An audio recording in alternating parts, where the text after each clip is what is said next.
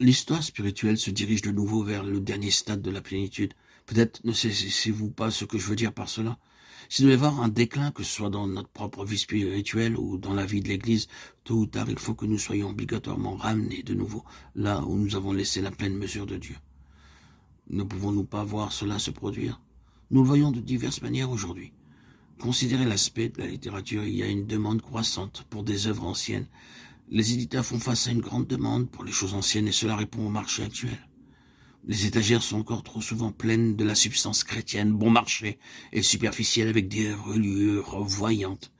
Mais les gens se rendent compte que cela ne peut pas satisfaire leurs besoins. Et la demande pour quelque chose de plus profond se fait entendre. On désire certains livres que les anciennes générations ont eus. Ça se produit déjà, l'histoire tourne sur elle-même. Il y a eu un déclin, une perte de la superficialité, de la frivolité, du bon marché dans le christianisme. Et l'Église périt sans la nourriture solide. On peut déjà entendre « nous voulons de nouveau ce qui était avant ». Cela se produit de plusieurs manières. C'est une dispensation de principe. Si Dieu a vraiment donné quelque chose, cela ne sera jamais perdu. Le temps le revendiquera. Tôt ou tard, nous devrons revenir à cela. Nous serons ramenés en arrière vers ce que Dieu nous a donné. C'est là que le nouveau prend de ce qui est ancien. Les jours sont tristes et superficiels. On ne peut pas se contenter de l'apparence des choses, nous ne pouvons pas nous passer de l'expérience. Si les jeunes pensent qu'ils peuvent considérer avec légèreté ceux qui sont passés par le feu, et qui ont des cheveux blanchis au service de Dieu en cherchant à connaître le Seigneur, et qu'ils peuvent les mettre de côté comme des choses sans valeur, l'avenir pour eux sera triste et désolé. Dieu les ramènera en arrière vers ce qui était avant.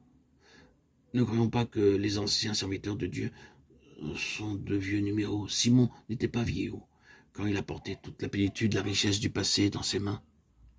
Il a assuré la transition vers le nouveau par ce bébé qu'il a pris dans ses bras et qui a déclaré « Ne croyez pas que je sois venu pour abolir la loi ou les prophètes. Je suis venu non pour abolir, mais pour accomplir. » Matthieu 5, 17.